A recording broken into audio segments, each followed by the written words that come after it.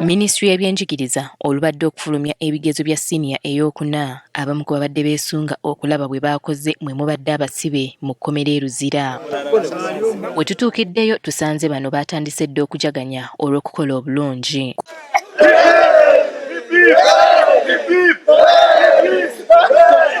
Ku basibe 40 abeewandiisa okukola ebigezo bino 39 bokka be baasobola okubituula era bonna baayitidde mu grade 1 nga ku bano kubaddeko abakazi 4. Ndi musanyufu leero nti results babadde bazifulumya abaana bonna baayitidde mu result 1 so bonna baqualifyinga to get a certificate ne okujoininga senior 5.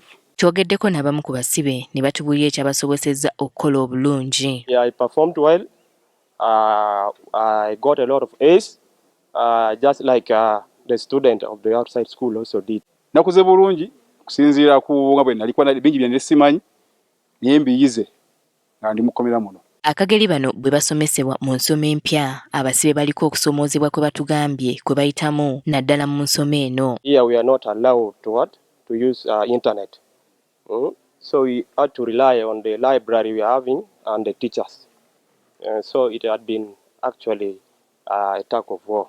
Nti wabeera oluusi obuzibu bw'okulivayizinga ebitabo. Nti obudde bwa prison buba buliko we bukoma. Nti oluusi obudde omu nga tebabagala kubanga mulina kubanga mwebase. Kati okulivayizinga ebitabo okwo kubadde kunkosaamu okwo naye nga mbadde nkozesa nnyo chance emisana embeera nga mbeera mu bitabo n'ensobola okubako n'ekyenjiga ekyenjawulo okusinga ku bannange. Gilbert Nuwamanya nga yakulira essomero ly'abasibe e Luzira asiimye abakulira ekkomera olw'enteekateeka eno era n'asanyukirako abayizi be olw'okukola obulungi. Ndi musanyufu nti ne mu A-level mwe bagenda okujoininga abangi abajja kuba nga bakyali naffe kimanyi bulungi nti bajja kukola bulungi kuba they are committed, bali basajja abamanyi kye baagala. Tebaagala by'okubasindikiriza, bamanyi kye baagala, bakeera ku makya ne bagenda mu kirasi. Ono naye atubulidde okusomoozebwa kwe basinze okusanga nga bakola omulimu gwabwe. Si byangu okusomesa abasajja bakulu.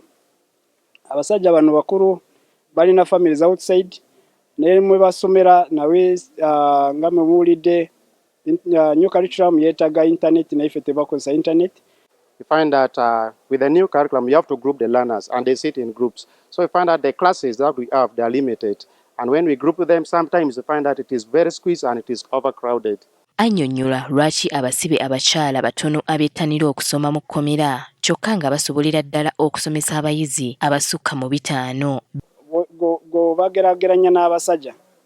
Kano omusajja bw'abeera wano mu kkomera ayinza obutabeerako nnyo kyalowooza ku famire egyalese emabega ng'abaana bikikwa bamanyi omukyala amuleseeyo ali kulabirira abaana. Naye kati omukyala bw'abeera mu kkomera ndowooza oluusi balowooza nnyo ku baana be balese emabega n'abalabirira bali batya so kati ensonga ezo ndowooza zibaleetera okubeera batono mu ssomero. Baabasibe beesunga okweyongerayo n'emisomo gyabwe.